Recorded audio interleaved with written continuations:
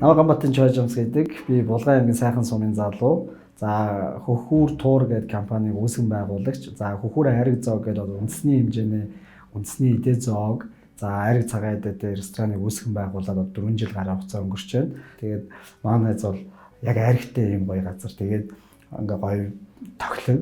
Тэгээ маш гоё хүмүүс тухтай суудаг, гэр бүлээрээ, найз нөхдөөр, ах トゥ хамаатан саднараа тойрч суугаад сүнтэй хултай Айраг тавиад ууж болохгүй гэж.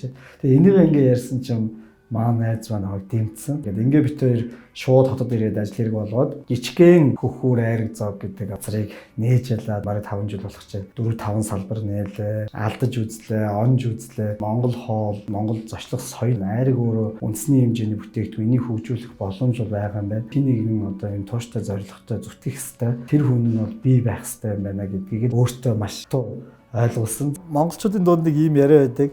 Айл тавьсан мал амиа хоролдгоо гэдэг хашин байдлаар ингээ ярьсан. Тэгэхээр яг бид нар энэ зүйлийг л одоо байхгүй болгож байгаа. Мал эзэмшиж байгаа хүмүүс маань ямар нэгэн малыг зүсэлж насаар нь одоо тогтож авахгүй. Үндсэндээ ингээ мал аж ахуйг модельчилж байгаа. За та 5 мал эзэмшиж байгаа бол таны мал жилд 2-оор өснө. За нэг нь ижил зүрхтэй өсөж байж, нэгэнтээ дүүцэх хэмжээний бүтээгдэхүүнийг та жил болгон хүртээ явчихаа.